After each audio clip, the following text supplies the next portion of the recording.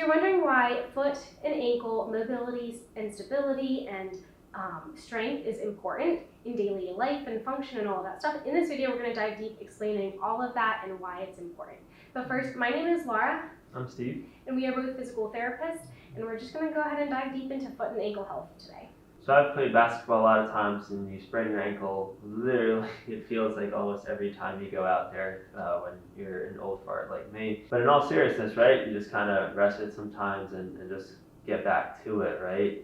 But there's a little bit more to it than that in terms of why the foot and ankle are important and what they do in terms of your everyday life, other than when they're hurting from you rolling it, and what they do in terms of a lot of the other body parts. So the easy example for me is really just with your big toe, right? I mean, unless it's bothering you or you stub it, when's the last time you thought about how much your big toe moves, right?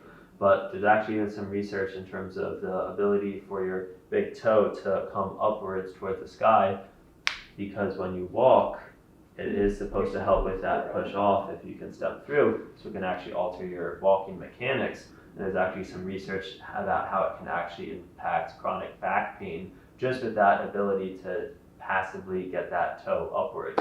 So that's just one example where you take the average person that you never think about, even your foot or your ankle, and how much it's important. Another example that was out on the news a little bit ago was Dak Prescott, the quarterback for the Dallas Cowboys, where he had the ankle surgery, and then in the training camp the next year, he actually got a lat strain in his opposite shoulder. So you wouldn't actually think about how much of an impact you think about the planting on it as well, but in terms of creating that force through your body to transmit it from ground up to shoulder, it actually led to an issue in his lat muscle, and part of that's related to, like I said, it can impact up here with, I talk about the toe specifically, but the ankle as well, and that actually impacted his opposite lat. So there's something of a bit of a consideration where you don't necessarily have to have a pain or, you know, what you think is a problem there, but sometimes the deficiency in the mobility at the ankle or foot can actually lead to other problems, and you're, you know, trying to hammer out and help your knee or your hip or your back, and you're wondering why it's not getting better. Sometimes it's better to look down the chain at the foot and ankle as well. The foot really serves a bit as a shock absorber and a rigid lever, and it's designed to specifically move. So it has a few different motions. So you have Laura here just showing you this great example. But it is specifically under your normal walking pattern. It starts with it in what's called supination, which is with the arch. Then it's supposed to go to a flat foot, and then as you push off, it goes back to that supination or having that arch again. So at first, a lot of people might say, oh, I have flat feet, and they just stand there and they look like this, and that doesn't mean that much, right? So just checking it out in terms of when you're just standing there really doesn't do all that much. So as physical therapists, we usually try to assess it a little bit more detailed than that. But a lot of people just look down and say, I have flat feet. Well, it's okay to have flat feet just standing there, as long as it's able to kind of go back and forth in the appropriate position during that walking. Another thing I kind of mentioned about foot and ankle mobility, I'll use a tale actually from once upon a time when I was a PT student.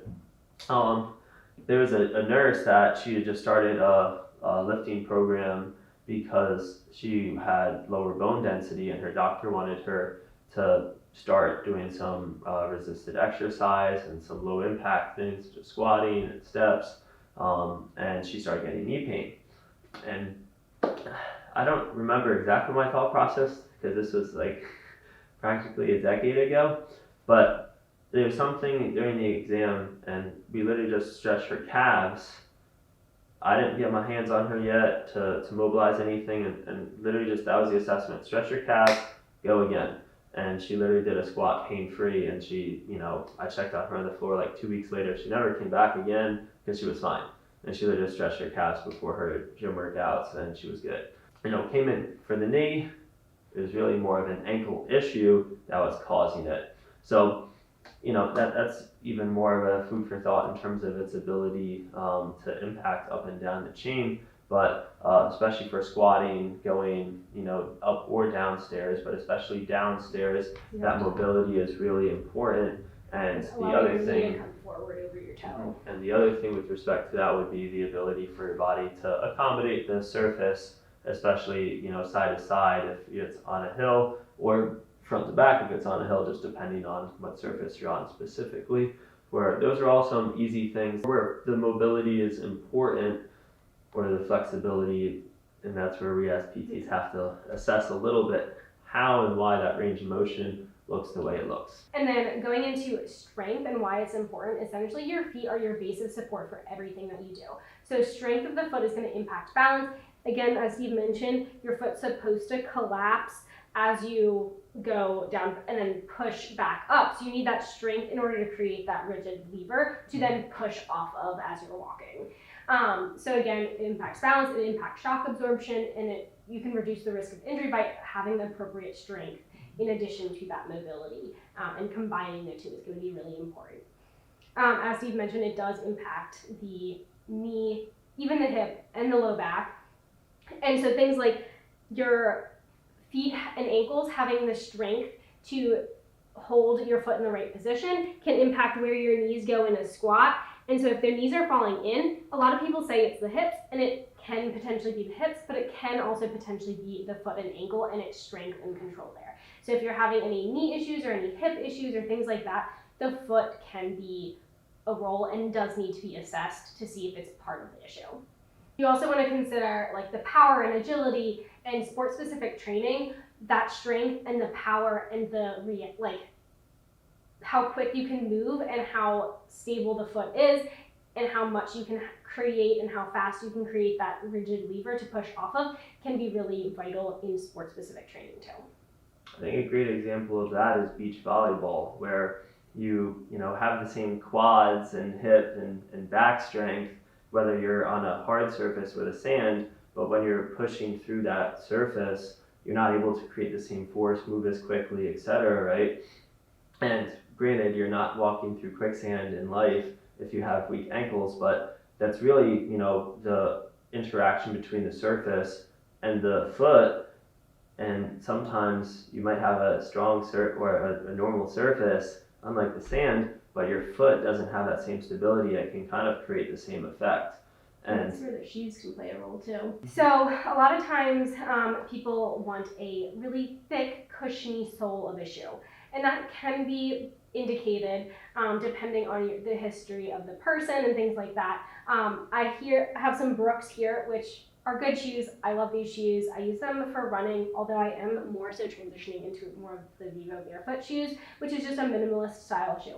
So with the Brooks, it has a higher heel toe drop, which can be good, but it can also not be great, because if it alters your running mechanics or walking mechanics, then you don't want your shoe to be altering your natural pattern of motion. So keep that in mind as you're going. So this is actually like a pretty good shoe. Is it still gonna bend? But a lot of times people don't want that motion, but you do want the shoe to allow that motion of the big toe, and that way you can then recoil and push off. So do keep that in mind when you're looking at shoes. The softer or cushiony shoes can require a little bit more from your foot for balance, and it might not be able to you might not be able to feel the ground as much as you would like. That way you can't react. So it's kind of like the beach volleyball example, where the surface that you're on is moving a little bit more. And that's a weird, or a weird segue from that would be some people can get and develop like hammer toes, and sometimes that's because the surface that your body is walking on, which might actually be a thicker cushioned shoe, it doesn't get a really good feel of things, so your toes can kind of scrunch up trying to get a little more feedback about the surface that it's trying to distribute its body weight through. And that actually is something where you might say, oh, this is a more comfortable shoe, but you're creating some issues. So that's where a lot of times it gets a little bit more complicated than just cushion means good, or minimalist means good as well, because even people after, I'll just use a Achilles repair, right, where by design they're slowly supposed to be progressing the amount of angle that they're pushing through. They might actually purposely start with You know, a lot of them will start with pads and just maybe after every week or 2 weeks, you take away a little pad and a little pill and a little pad over time. And it might be the same thing either after an ankle injury, or if you're trying to progress to a more minimalist shoe, or if you work out or want to work out barefoot, but you've been using shoes, it can get very complicated when you start going in, down that thought process. But that's where, to her point, it's not as simple as cushion is good or cushion is bad. A lot of runners can get very strong opinions on it, and depending on the person, if someone with plantar fasciitis or with a fixed ankle where they can't move it might be more appropriate to purposely get that heel drop, because that might just be better. And that's where orthotics might be appropriate for some people, but for other people they might not need orthotics, and it might be kind of something that it's limiting their ability to use their foot ever again, because they're not developing that strength or mobility in it to be able to walk barefoot again. And then you have to consider as well, an orthotic is supposed to be a temporary thing, just like a walking boot when you are injured. And so you do want to consider that. It's like you need to build the strength and mobility in your foot and ankle so you can walk in a normal shoe. You won't need to use your orthotics. You can walk barefoot on the beach or wherever you want to go. It is important to progress and have the ability to walk on different surfaces and in different shoes and things like that. And you have to consider, depending on the shoe, it's going to have different levels of support and things like that. So that is something to consider as well. And if you are used to something like this and you're trying to progress more to something like this, it does require consideration of a ton of different factors and a slow progression. And I do have a series of blog posts on it. If you do want to dive deeper, I'll link those in the description below too. And that's going over like the current research that I found. Yeah, another thing that I'd say most people don't think about is they might think about the muscles and all that, but sometimes it's really just the surface that you're walking on. Like, humans weren't designed to walk on concrete, right? You can get very sensitive heel pads from having that, and that's something sometimes with these minimalist shoes or the toe shoes as well, where maybe the cushion is appropriate depending on the walking surface you're on, or you just want to be very graded with either the time it takes to increase your exposure to it or just your total exposure per week as well. And then honestly, if you are like having to walk on concrete or things like that, potentially even just changing your shoe type to give your body a variety of different stimuli can be helpful too. So if you want to wear a minimalist style shoe one day and then more of something with a little bit more cushion or a different heel drop the next day, etc., so forth, that way you get a variety as well without overloading one particular tissue, etc., so forth. And it's generally accepted for people that stand on their feet for work all day to vary the shoes they use. I think it's about 3 different pairs of shoes per week. That's typically, I wouldn't say expected, but typically recommended. Although a lot of people don't necessarily do that. Most people don't, but and that ties into what you were saying, and that's one of the reasons why. And another reason is to prevent that shoe from wearing out as well. Because it has a lot of, especially when you have like more cushion, that cushion needs time to kind of go back to its resting state. So especially if you're like running every day or something like that, it might be important to try like change the shoe. From just general shoe brands, I obviously would recommend, if you do want something a little bit more like supportive, or if you want something a little bit less supportive, this can help kind of like build strength, build awareness, etc., so forth. So like I said, I'm kind of more so wearing these all of the time. If my feet do feel a little bit more tired or something like that, then I will wear these. But for the most part at this point, I'm wearing Vivos, and I do have a discount code. I'll put that in the description below, but it is Laura K, and it will give you a 10% discount if you are interested in purchasing those. Again, really like any brand is fine, but I really enjoy my Vivos. But I also do personally have like a history of like foot and ankle fractures and injuries and things like that. So it's probably taken me at least a year to like be able to run in these regularly. And at this point, I'm running in them pretty regularly. And the only time that I wear these is like if I've been running every single day for like the whole entire week and I'm like noticing I'm a little bit more tired, or I'm doing like super high sprints, although I'm starting to wear these when I sprint as well. But it is important to smartly transition if you are interested, but these do have a lot of benefits as well. But long story short, it's very important to intentionally train your feet and ankles. That way you can wear different types of shoes, walk on different surfaces, have that flexibility, and prevent or reduce the risk of injury of anything up the chain as well. So you can add like heel raises to exercises.